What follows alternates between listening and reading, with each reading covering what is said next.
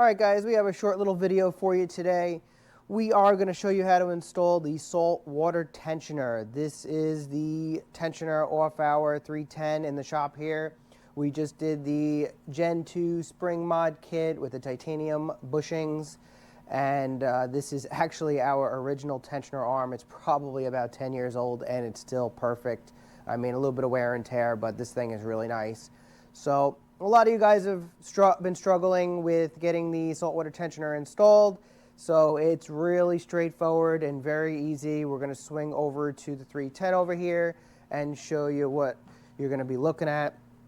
So make sure you have your belt in place just like this, belt on the Supercharger and belt on the actual PTO on the engine, and you have your tensioner bracket here.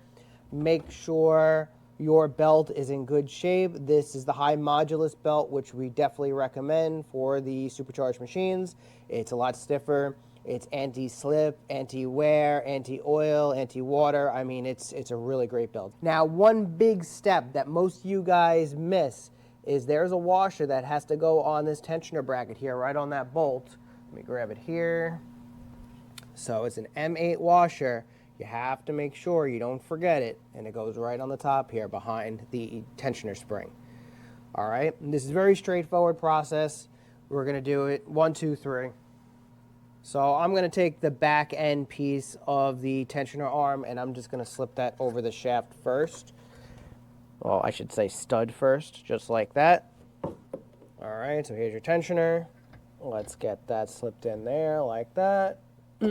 And don't forget, your tensioner is brand new. It's going to be a little stiffer new than it would be once it's broken in. All right, so let's get this guy down here.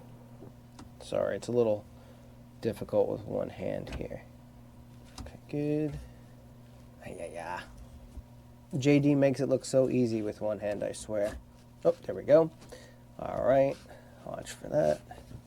All right, so as you can see here, it's not so easy. With a brand new belt, it actually is a little more difficult because the belt hasn't been stretched yet. So a little trick is you're going to take this bolt out here on the idler. Everything's loose on the saltwater tensioner, so make sure you torque it down.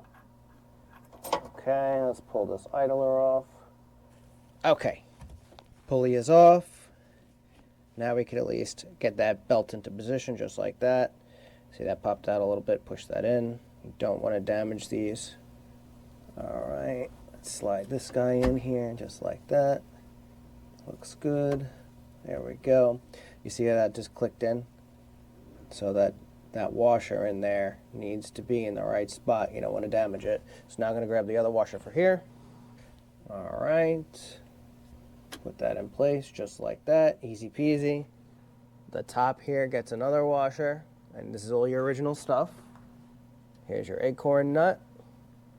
Okay, and here's your other big washer and your other acorn nut. It goes down here, easy peasy.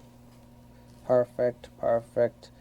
All right, now we're going to take our idler, and look, we just slipped it on just like that. Let me do it again. Okay, so we have our idler. And we're going to push down on the belt, and we're going to slide it right on, just like that. See? Now, this is not a washer, this is a shield, and it goes like this. Do not mess that up. It's not a crush washer. Do not install it the wrong direction. This is difficult one-handed. Okay? Make sure you put anti-seize on all your hardware here. Okay, let's get this in. Okay, that's there. Now you're going to grab a 3/4 inch socket. I would probably say you probably need a breaker bar, but you don't have to use a breaker bar. I'm just going to use a regular ratchet. We're going to push up on this and pull this spring holder tool off. All right, let's see if I can do this one-handed. Here's our 3/4 inch socket. So we can just push that off. Okay, push it off. All right, let me grab the tool. Wasn't so bad one-handed. All right, there you go. Your saltwater tensioner is installed.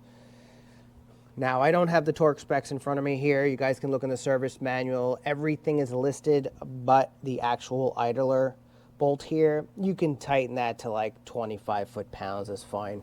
or snug it down by hand, but all this other stuff is in there. I'm going to torque these down and we're ready to go.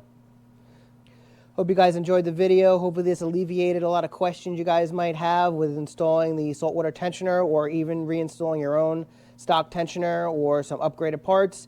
If you are interested, we have a lot of high quality products. We have the aluminum, billet aluminum with hard coated OEM size supercharger pulley, which we recommend. We have the high modulus belt, which is fairly new, and this belt is freaking awesome. As you can see, you got the stainless steel idler. We got the Gen 2 spring mod kit here that's got the titanium bushings, and we have obviously our trusty old tensioner arm, and these things hold up unbelievably well. So take a look. We got a lot of cool stuff here at KP. Guys got any questions, reach out to us, and we got some cool new stuff coming also. Catch you later.